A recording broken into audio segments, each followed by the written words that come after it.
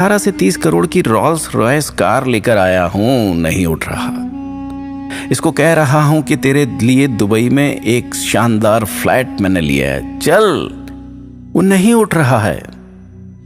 सारी जिंदगी तो ये गाड़ी बंगला ऐशो इशरत में रहा, अब क्यों नहीं उठ रहा? इसलिए कि उसके पास जिंदगी नहीं है।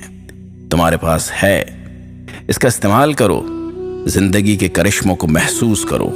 हाथ लगाओ सीने पर, धड़क रहा है, धड़क रहा है ना?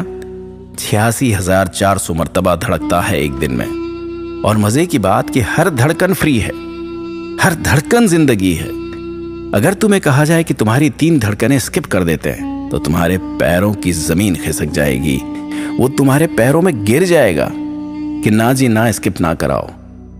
आप टोटल पैकेज देखिए कि ये जो लंग्स, ये गुर्दे, ये फेफड़े 11,000 लीटर हवा रोजाना अंदर लेकर जाते हैं। ये गुर्दे जो एक मुट्ठी में आ जाते हैं, 140 लीटर खून रोजाना फिल्टर करते हैं। ये आंखें 576 मेगापिक्सल पर काम करती हैं। आपका आईफोन 24 मेगापिक्सल का है। ये स्किन पहली लाइन ऑफ डिफेंस है आपकी। और ये ब्रेन 86 बिलियन न्यूरॉन्स का स्ट्रक्चर है। ये हम हंसते मुस्कुराते हैं ना, तो इलेक्ट्रिक सर्किट सिग्नल्स पैदा होते हैं। एक सिग्नल पैदा ना होना तो मिर्गी का दौरा पड़ जाएगा। कैसी नेमत है, कैसे चल रहे हैं हम। ये जिंदगी है, सोचो तो सही। याद रखना, जिंदगी 2 नहीं 1 है।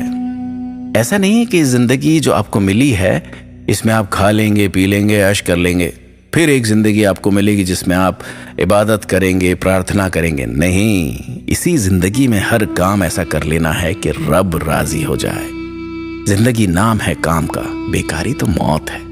एक बात याद रखना, जिंदगी में 40 साल के बाद आपका जिस्म खुद ब खुद मरने की तैयारी शुरू कर देता है।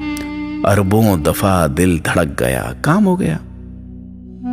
अब अगर आप एक्सरसाइज नहीं करते, बेकार खाने खाते रहते हैं, तो ये जिस्म कहता है यार ये बंदा तो खुद इंटरेस्टेड नहीं है, चलो जल्दी जल्दी प्रोसेस कंप्लीट करते हैं। एक बात याद रखो कि वो बंदा जिसकी जिंदगी में इश्यूज आ रहे हैं, मसाइल आ रहे हैं, मुश्किलें आ रही हैं, इसका मतलब वो जिंदा है। वो घर के अंदर बड़ा है, ऑफिस जा रहा है, कुछ लोग उस पर डिपेंड कर रहे हैं। वेरी गुड, इश्यूज को सॉल्व करो यार। और वो बंदा जिसकी जिंदगी में इश्यूज आ ही नहीं रहे हैं, इसका मतलब वो मर चुका है।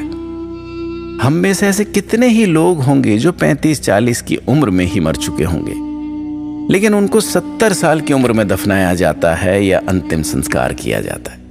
खा रहे हैं, सांस ले रहे हैं, जी रहे हैं, लेकिन जिंदगी नहीं है उनके अंदर, सोच नहीं है, गोल नहीं है, हरकत नहीं है। उनको देखकर कोई इंस्पायर नहीं होता, बस घूम फिर रहे हैं। और जब इस दुनिया में आए कुछ नहीं था, तब इतना कुछ है, तो आप तो फायदे में हैं। फिर रोना किस बात का कि ये चला गया, वो चला गया।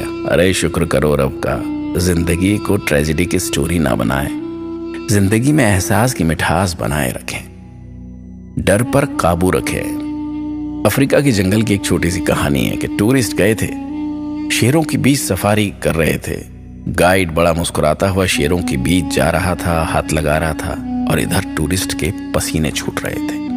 गाइड ने कहा आओ आओ, डरो नहीं, इन्होंने कल रात को खाना खा लिया है, अभी ये कुछ नहीं करेंगे, आओ घूम लो, बस भागना मत वरना ये तुम्हें पकड़ लेंगे। ऐसा कुछ ना करना कि इससे इनको थ्रेट महसूस हो। वो मुस्कुरा रहा था शेरों में खड़ा, कोई पिंजरा नहीं था।